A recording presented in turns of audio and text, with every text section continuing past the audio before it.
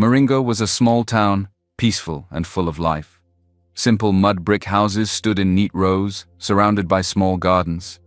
The town's market bustled with women selling fresh vegetables, children running around, and men chatting under the shade of large mango trees. At the center of the town stood a white church with a wooden cross on top. It was the place where everyone gathered to pray, celebrate, and mourn. Today the town was quiet. Shops were closed, and the market was empty. Everyone had come to the church for Ama's funeral. Ama was a schoolteacher, loved by everyone in Maringo.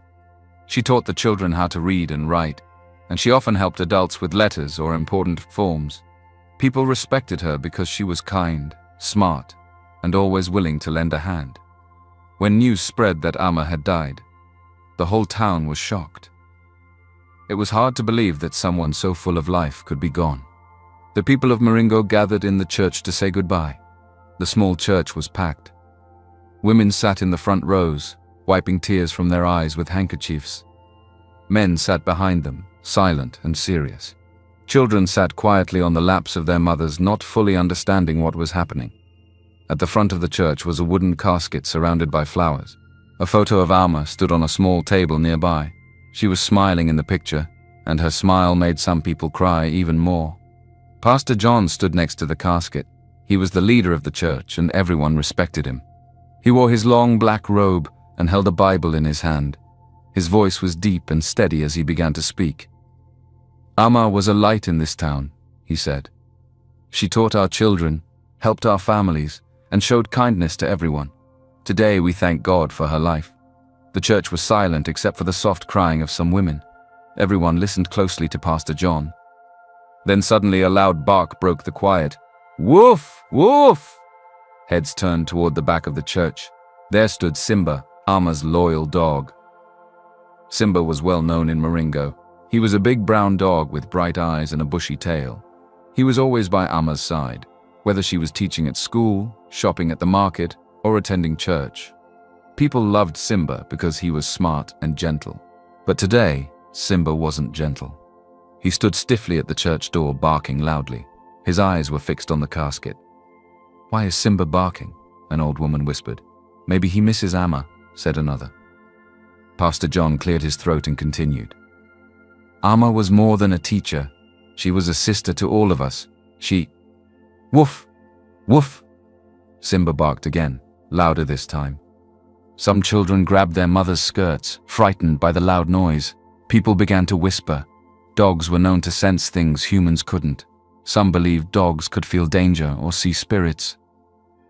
Simba started walking toward the casket, his claws clicking against the wooden floor.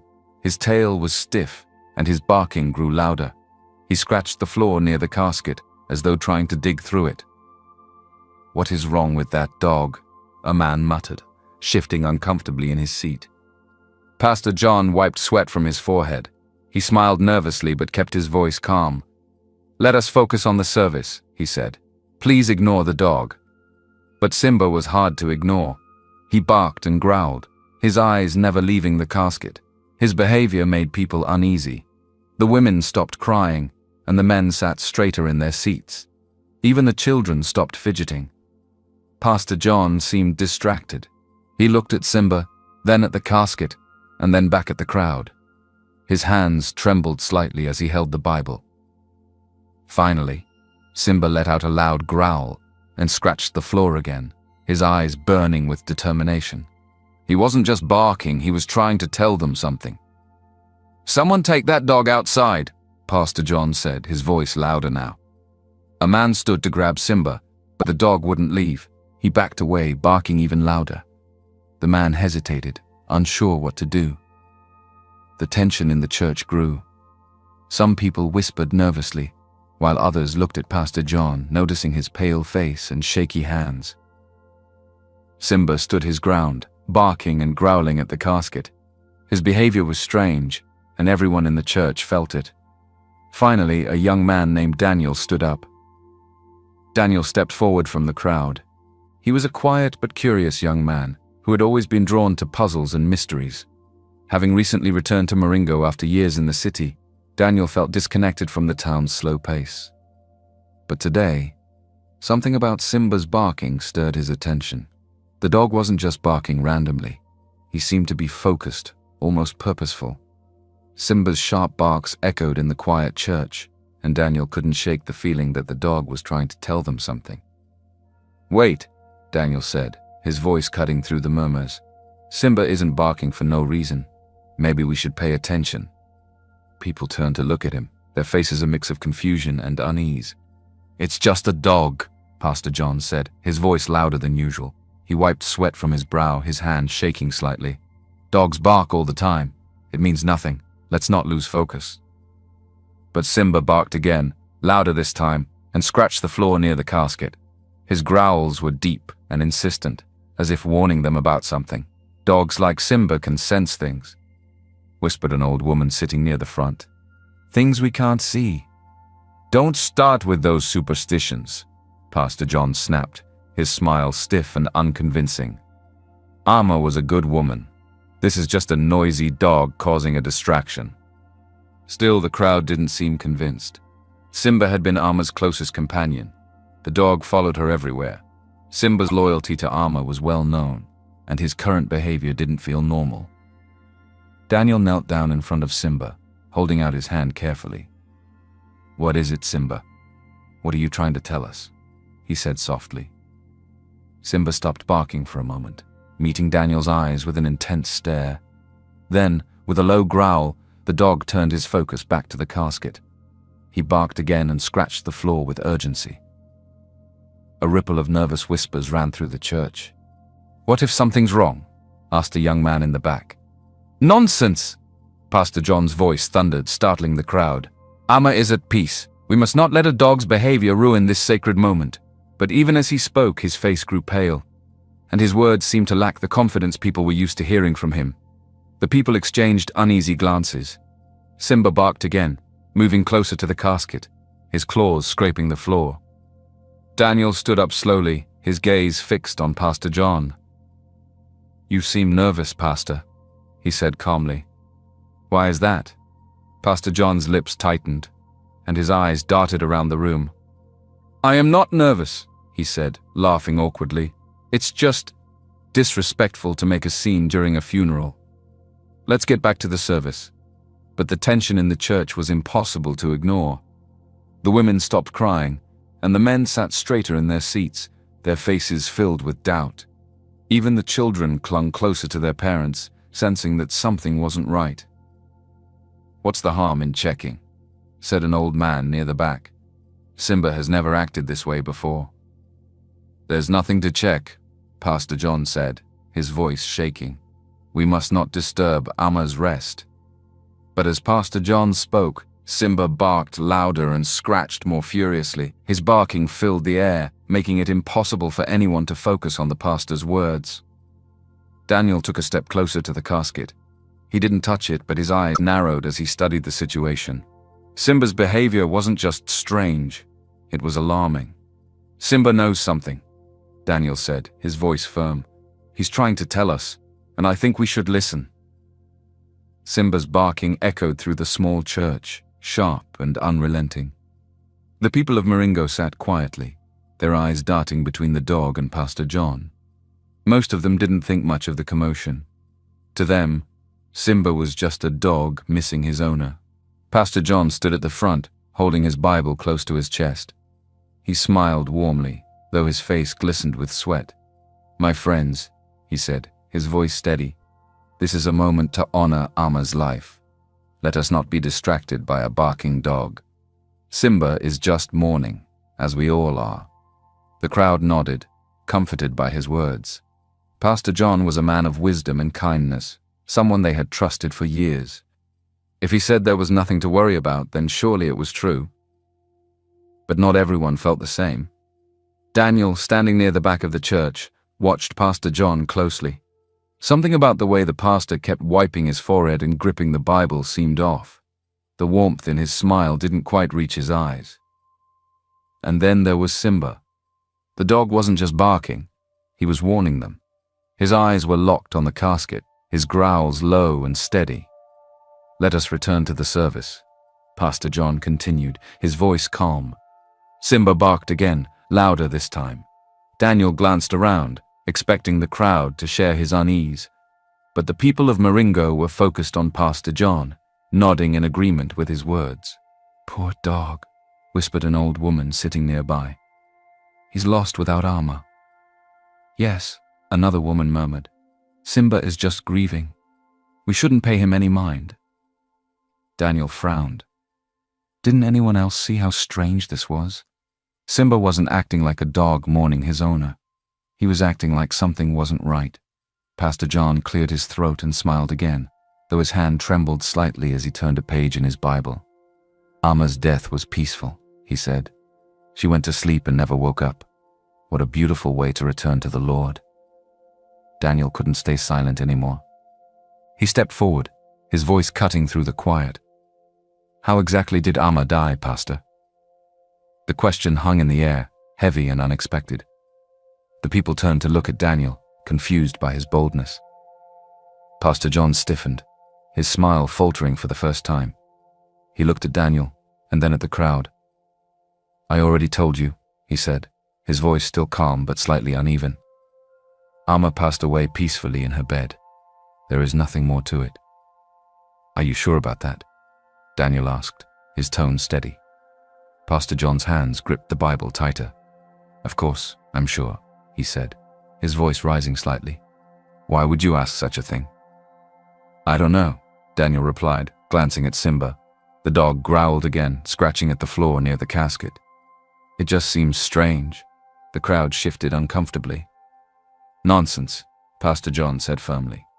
"I personally found Amma in her bed, resting peacefully. What more do you want to know?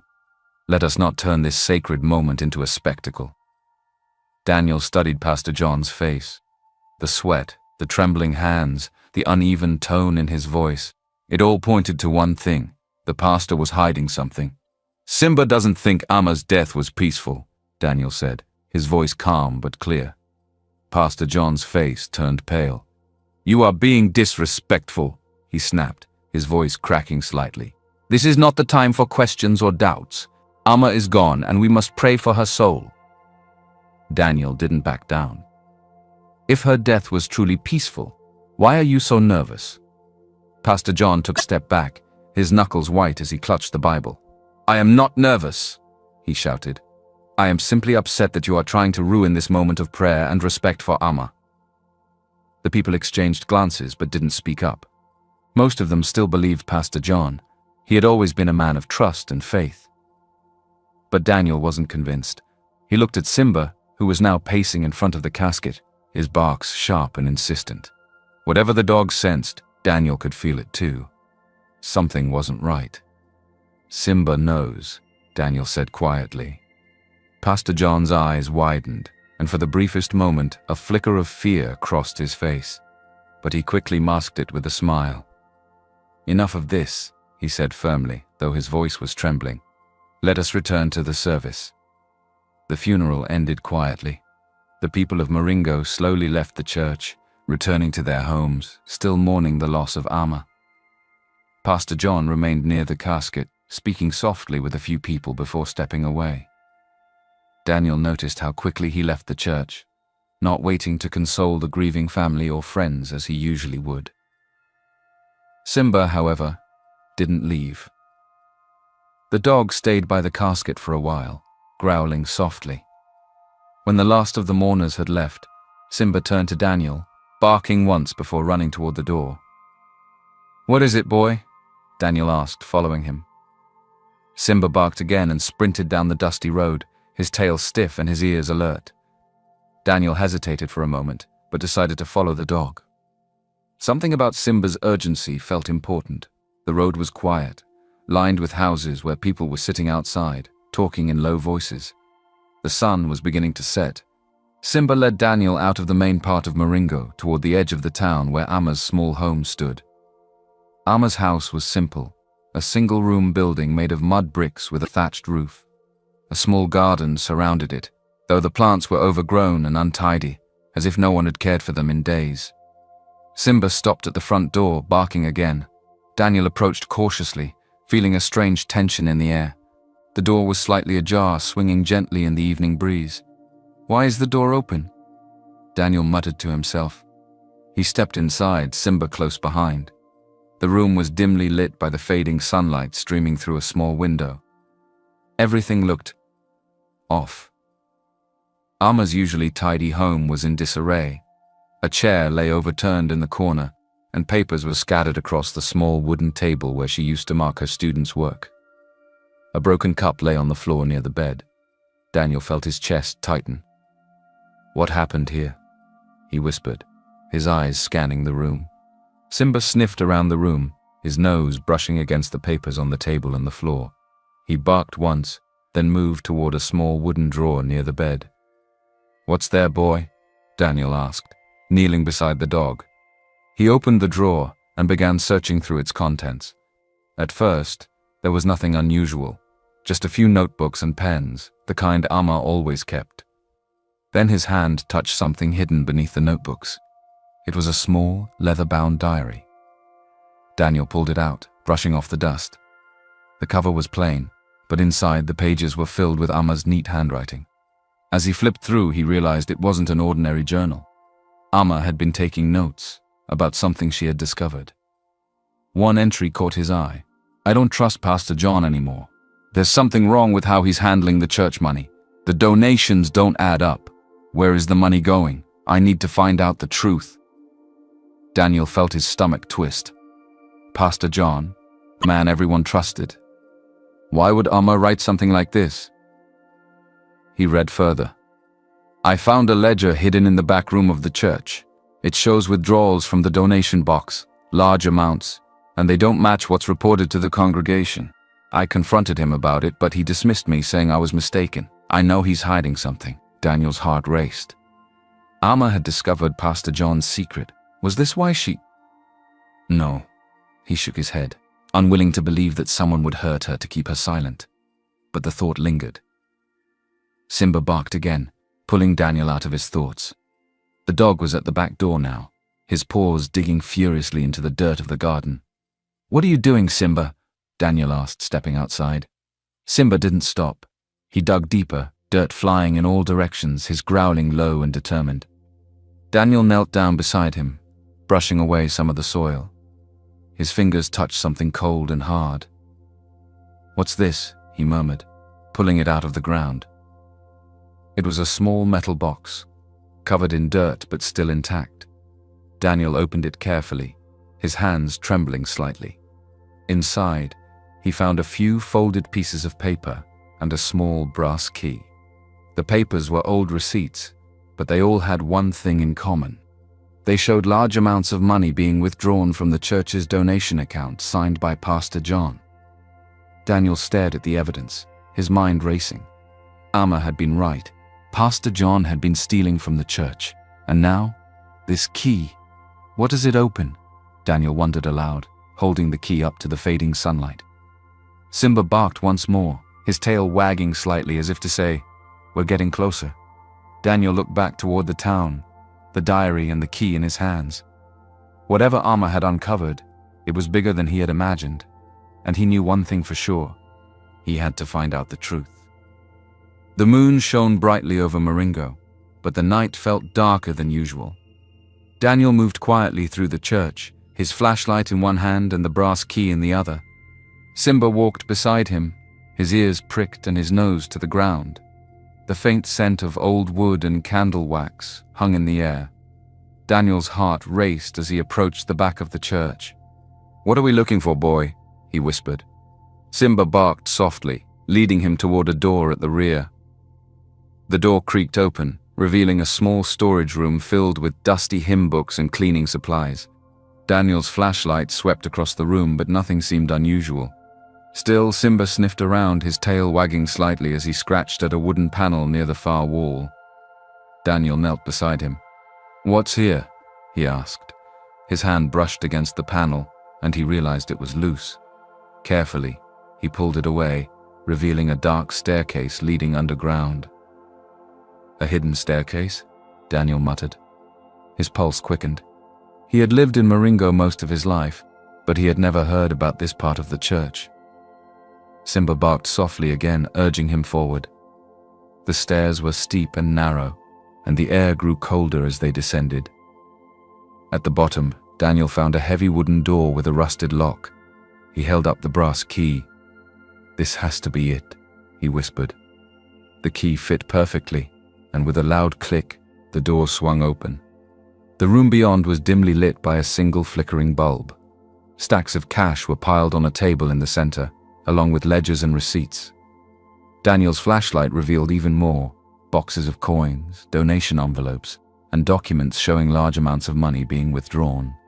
"This must be the stolen money Amma wrote about," Daniel murmured, his stomach twisting. Simba growled low and moved to another door at the far end of the room. His barking grew louder, more urgent.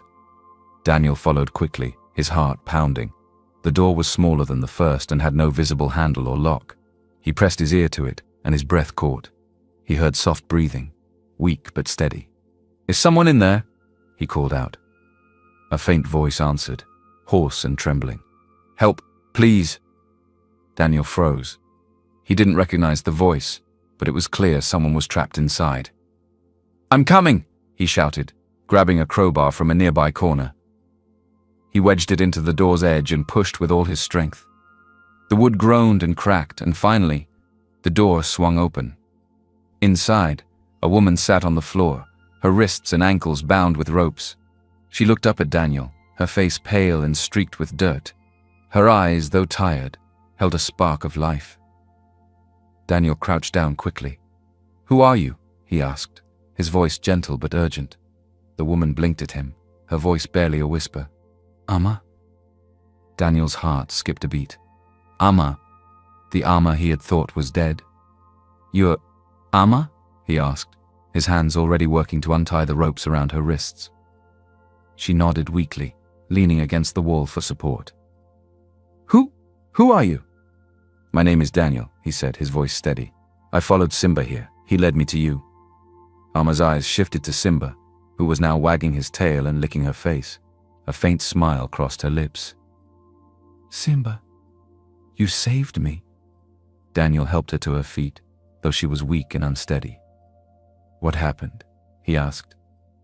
"How did you end up here?" Amma's voice trembled as she spoke. "Pastor John," she said, her words slow and labored.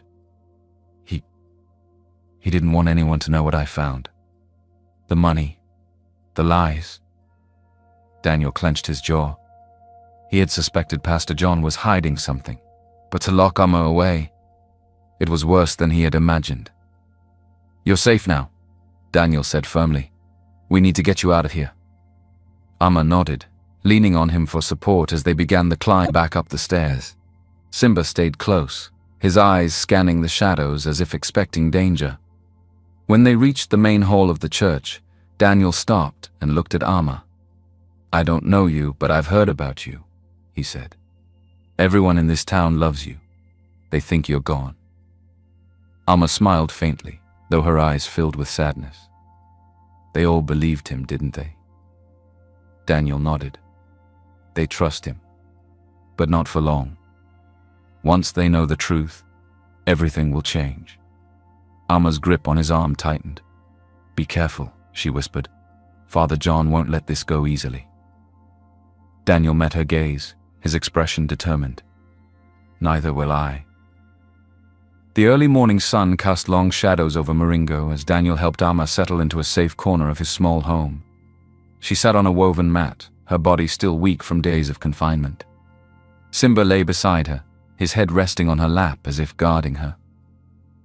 Daniel sat opposite her, a notebook open on the small wooden table between them.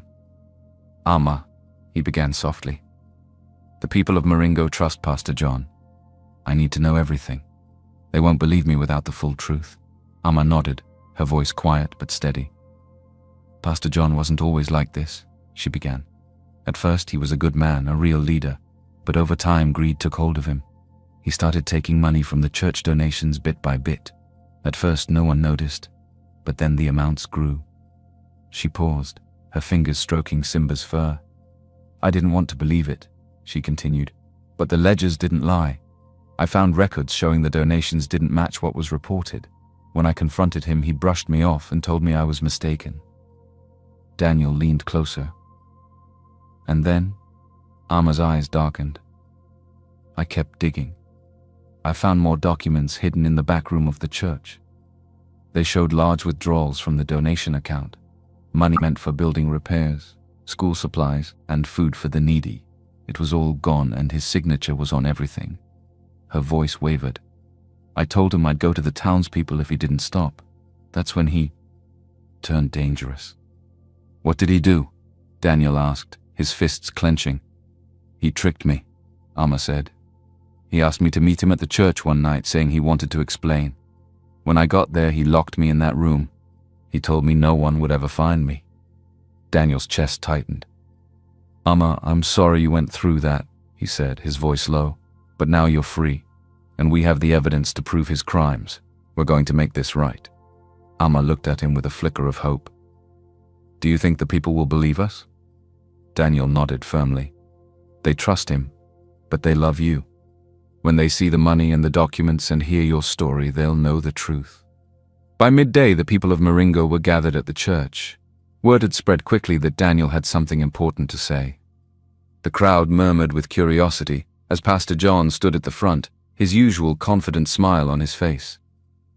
What is this about, Daniel? Pastor John called out, his voice warm but firm. Why have you gathered everyone here? Daniel stepped forward, his hands steady as he held the small metal box from Alma's garden. Beside him, Simba stood tall, and behind him, Alma walked slowly into view. Gasps rippled through the crowd. Alma? An old woman cried. But we thought you were dead.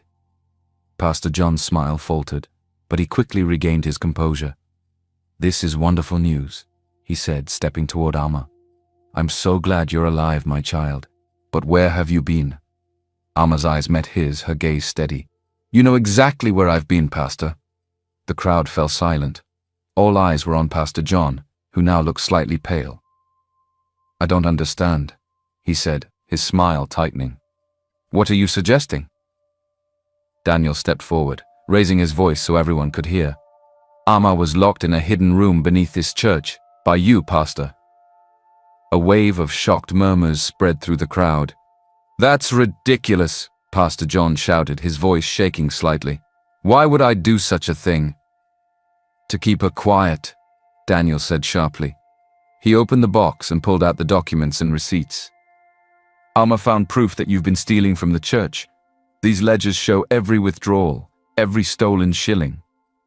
The townspeople gasped again, their trust in Pastor John beginning to crack. Pastor John's hands trembled, but he forced a laugh. These papers could belong to anyone. This doesn't prove anything. Daniel turned to Alma. Tell them what you told me. Alma stepped forward, her voice steady despite her exhaustion. I found these papers in the church's back room. They prove that Pastor John has been taking money meant for the people of Maringo. When I confronted him, he locked me away to stop me from telling the truth. The crowd erupted in whispers and shouts, their shock turning to anger. Is this true? A man shouted. Pastor, tell us the truth, another demanded. Pastor John held up his hands, his face pale. You must believe me, he pleaded. These are lies. Alma is confused and Daniel is trying to ruin my reputation. Simba barked loudly, standing between Alma and Pastor John as if ready to defend her. Daniel held up one of the documents. This paper has your signature, Pastor. Explain that. Pastor John opened his mouth, but no words came out. Sweat dripped down his face as the crowd closed in, their trust crumbling with every passing moment. The old woman who had cried out earlier stepped forward, her voice shaking with anger. You told us Alma was dead. You told us she passed away peacefully in her sleep. But you lied, didn't you? Pastor John stumbled backward, his words tumbling out in a panic. I only did what I had to. The money. He stopped himself too late. The crowd gasped, their suspicions confirmed. You stole from us, a man growled. You locked her away to protect yourself, shouted another. Pastor John dropped to his knees, his hands trembling. I didn't mean for it to go this far, he said weakly. I needed the money. But it was too late. Daniel turned to the crowd, his voice steady. Pastor John betrayed our trust. Amma risked everything to uncover the truth, and we owe her our thanks." The people of Maringo nodded, their anger now focused on Pastor John. They moved toward him, their voices rising as they called for justice. Amma stood beside Daniel, leaning on him for support, her face pale but resolute. Simba barked fiercely, standing between Amma and Pastor John as if daring the pastor to make a move. Pastor John raised his hands defensively. "You must believe me," he shouted, his voice trembling. "I'm innocent. These accusations are lies meant to destroy me." Daniel stepped forward, holding the ledger he had found in the hidden room beneath the church. His voice was steady and loud enough for everyone to hear. "This ledger proves otherwise, Pastor. It shows every withdrawal you made from the church's donation account. Money that was meant for the people of Maringo." He flipped through the pages, reading aloud the amounts written in Pastor John's handwriting. These funds were supposed to go toward repairing the church roof, buying books for the school, and helping the poor. But the money is gone. Where did it go? Pastor John stammered, sweat dripping down his face. I don't know what you're talking about. Those records, those could be fake." Simba barked sharply, cutting through his words. The crowd pressed closer, their murmurs growing louder. "Enough of your lies!" shouted an old woman. "We trusted you, Pastor." Pastor John's eyes darted to the open church doors, and in an instant he made his move. He turned and bolted toward the exit, his robes fluttering as he ran. "Stop him!" Daniel shouted. Simba was faster. The dog lunged forward, blocking the pastor's path and barking loudly. Pastor John stumbled, trying to sidestep, but Simba growled, his teeth bared. The villagers quickly closed in, surrounding Pastor John before he could escape. "Where do you think you're going?" demanded one of the men, grabbing Pastor John's arm. "There's no running from the truth now," said another. Pastor John fell to his knees, his hands shaking. His eyes darted around the room, searching for sympathy, but all he found were angry faces. Daniel stepped forward, holding up another piece of paper from the hidden room. "This isn't just about the stolen money," he said firmly. "We found evidence that you threatened Amma to keep her quiet. You wrote letters warning her to stay silent or face the consequences." Amma nodded, her voice trembling but clear. "You locked me away because I wouldn't stop asking questions. You said no one would believe me if I told them the truth." Pastor John's shoulders slumped. He seemed to realize there was no escaping this time. I didn't want it to go this far." "Why, Pastor?" an old woman cried, tears streaming down her face. "We trusted you. You were supposed to guide us, not steal from us." Pastor John looked down at the ground, his voice shaking as he finally confessed. "I was afraid," he said. "Amma found out everything, about the money, about my lies. She threatened to expose me. I didn't know what to do." "So you locked her away?" Daniel asked, his voice filled with anger. Pastor John nodded slowly. "I thought, if I kept her quiet, no one would ever know.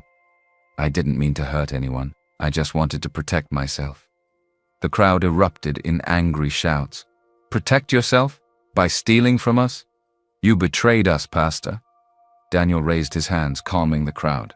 "Let's not take justice into our own hands," he said firmly. "We'll let the authorities handle him." The villagers agreed, their anger now tempered with disappointment. Two men stepped forward, taking Pastor John by the arms and leading him toward the door. Simba barked once more, standing tall beside Amma, as if declaring victory. As the crowd began to disperse, Amma looked at Daniel, her eyes filled with gratitude. "Thank you," she said softly, "for believing me, for helping me." Daniel smiled. "You were the brave one, Amma. All I did was listen to Simba." Amma chuckled weakly, leaning down to pat the dog's head. "He's the real hero," she said. The two of them watched as Pastor John was taken away, his once proud figure now slumped in shame. The truth was out, and though the betrayal stung deeply, the people of Maringo began to feel a sense of hope. Justice had been served, and with Daniel, Amma, and Simba leading the way, the town would begin to heal. The morning air in Maringo was crisp and fresh, filled with the promise of change. The once faded church now stood as a beacon of hope. Under new leadership, its doors were open wide, welcoming everyone with warmth and sincerity. The new pastor, A soft-spoken but deeply respected woman named Mama Grace had already begun rebuilding trust in the community. She was known for her honesty and her tireless work to restore the church's role as a place of unity and support. Under her guidance, the stolen funds were being recovered, and projects that had been abandoned under Pastor John were finally moving forward. The townspeople gathered every weekend to help repair the church's roof and repaint its walls. Amma, though still recovering, often sat in the shade with Simba by her side, helping organize the work. She had regained her strength bit by bit and was now preparing to return to teaching. Daniel stayed close, helping wherever he could. His steady presence and practical ideas quickly earned him the admiration of the townspeople. He helped establish a new system for managing donations, ensuring complete transparency. Each week, he and Mama Grace presented the accounts to the congregation, earning their trust, one step at a time. But Daniel found his greatest joy in spending time with Amma. They had grown close since that fateful night at the church. Their shared experiences created a bond that grew stronger with each passing day. One sunny afternoon, as they sat outside Amma's house under the shade of a mango tree, Simba stretched lazily at their feet, enjoying the quiet. Daniel handed Amma a small basket of books he had brought from the city. "These might help your students," he said, his voice warm. "I thought you'd like them." Amma smiled, her eyes lighting up. "Thank you, Daniel. You've done so much already." He shrugged. "You've been through so much. This town wouldn't be the same without you, Amma. You bring people together." She looked down, her cheeks flushing slightly. "I couldn't have done any of this without you. You and Simba saved my life." Daniel chuckled, scratching Simba's head. "He's the real hero. But I'm glad I was there." Amma's gaze lingered on him for a moment, her voice soft. "I'm glad you stayed." The quiet between them was comfortable, filled with unspoken feelings that both were beginning to understand. Simba had become a celebrated figure in Maringo. Children adored him, often running up to pet him whenever he passed by. The elders told stories about his bravery, how his barking had uncovered the truth and saved Amma's life. The villagers even painted a mural on one wall of the church, depicting Simba standing tall beside Daniel and Amma. It was a symbol of loyalty, courage, and the strength of the community. Simba, for his part, took all the attention in stride, wagging his tail and basking in the affection of the townspeople, but his favorite place remained at Amma's side, ever watchful and protective. Months passed, and the wounds left by Pastor John's betrayal began to heal. The church was thriving again, and the people of Maringo had regained their faith in one another. Daniel found himself spending more and more time with Amma.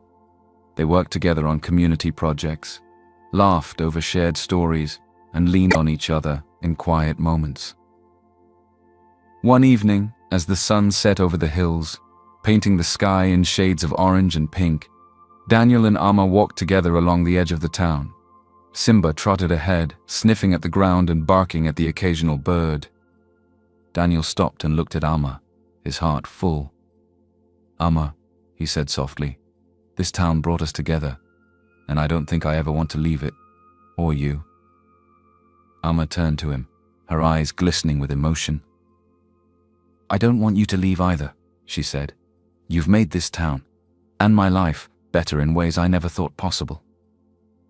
They stood there in the fading light, their feelings clear in the silence between them. Then, without another word, Daniel took her hand and Amma smiled. Simba barked joyfully as if giving his approval and ran circles around them, his tail wagging furiously. Maringo was no longer just a town recovering from betrayal. It had become a place of renewal, hope, and love. The church stood tall, its doors open to all. Amma returned to her classroom, teaching the children with a joy that inspired the whole community. Daniel stayed, helping where he was needed, always at Amma's side. Their bond grew stronger each day, and the people of Maringo often whispered about the happiness they brought each other. As for Simba, he remained the town's beloved hero, always watching, always protecting, and always reminding everyone of the courage it took to stand for the truth.